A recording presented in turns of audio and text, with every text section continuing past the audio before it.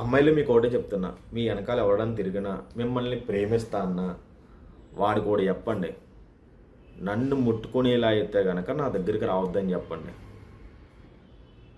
ఒకవేళ వాడు ఉన్నాడనుకో అప్పుడు లవ్ చేయండి, ఒకవేళ లేడనుకో అప్పుడు మీకే అర్థమైపోతుంది.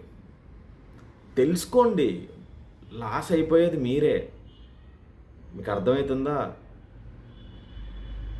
మీరు ఒక ఇల్లాలంటే ఒక ఇంటికి దీపం, ఒక స్త్రీ అంటే ఒక ఇంటికి వెలుగు. ఈరోజు మనం పనులు చేయకుండా బద్ధకంగా కూర్చుంటున్నారు కదా మీరు, మీకు అర్థం కావట్లేవు. ఒకప్పుడు ఒక ఇంట్లో పెంకిటెళ్ళు ఉండే కదా, నేను చిన్నప్పుడు చూశాను.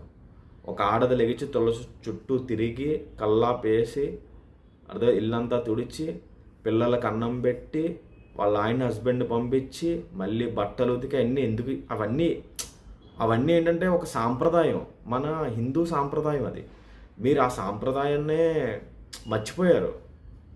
మర్చిపోయి మీరు దేని మీద తిరుగుతున్నారంటే బట్టలు, జోళ్ళు, అర్థమవుతుందా, fashion, cosmetics, love, sex, OYO రూములు, సినిమాలు, ఫాస్ట్ ఫుడ్లు, ఇట్ల మీద బతుకుతున్నారు. మారండి. మీరు మారకపోతే మీరు చాలా ఇబ్బంది పడుతున్నారు.